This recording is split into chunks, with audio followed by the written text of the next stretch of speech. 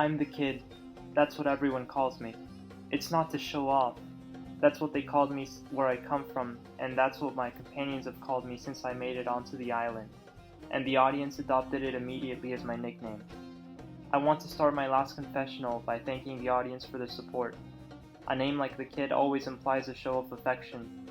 Shows of affection like the one bestowed upon me by the expat Spanish writer before I came here.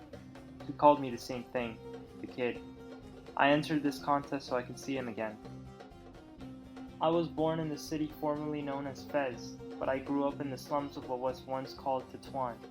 I was sadly happy there until I met him and realized I was missing something. I often stopped by the transport station to make myself a few numeraries as a tour guide, or an errand boy, or a shoe shiner, whatever was needed. It was in the transport waiting room where I came across the expat Spanish writer, grotesquely attractive, with that Castilian diction he would later teach me. I approached him, and with what poorly spoken Spanish I had back then, I asked him if he needed help. "I do, kid," I remember he said. Later he would call me his Little Red Riding Hood, but that's another story. That day he settled for a kid. The point is that he asked me to join him on his journey through the streets of the city that was once called Tetuan. I agreed with gusto in exchange for some numeraries. If my memory doesn't fail me, because these recollections are now fragmented, I think we strolled that day through the emblematic city of Tetuan. We followed a path that now strikes me as a circuit, from the periphery to the center.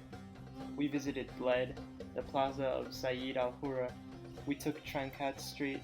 We crossed in front of the building of the Union and the Phoenix, and reached the gardens of Riyad al-Achak. There we sat on a bench, and he, tactlessly penetrating the membrane of my trust, adulated me again and again. It was like a whip. His language is inaccessible and enveloping, but with a crack he would stretch out, and his compliments would become sweetly stabbing, like a bee's sting. I don't know how to explain it. He told me I had just conquered his heart, and I would always reign in the most intimate depths of his being. Then he branded me a virginal, perfect creature, and, after caressing my face, he invited me to go and visit him in the Tangier. He gave me his card, which included his email address, escritorespañolpatriado@gmail.com. While I accompanied him back to the transport station, I lost hold of myself. I still treasure in my memory, like a precious elixir, that kiss on the cheek with which he inoculated me with his breath and said goodbye. After that, he would respond hastily to my first emails, which I wrote from an internet booth close to my family's house. In those messages, he adulated me again. I still keep them in my inbox, consulting them from time to time in sadness to give myself a shot of good spirits. It was predictable that, although I was a good Muslim, when I turned 16 I would decide to run away in search of him. The option presented itself as the only alternative to the poverty that surrounded me. I escaped from my home to live close to him. I was just a boy.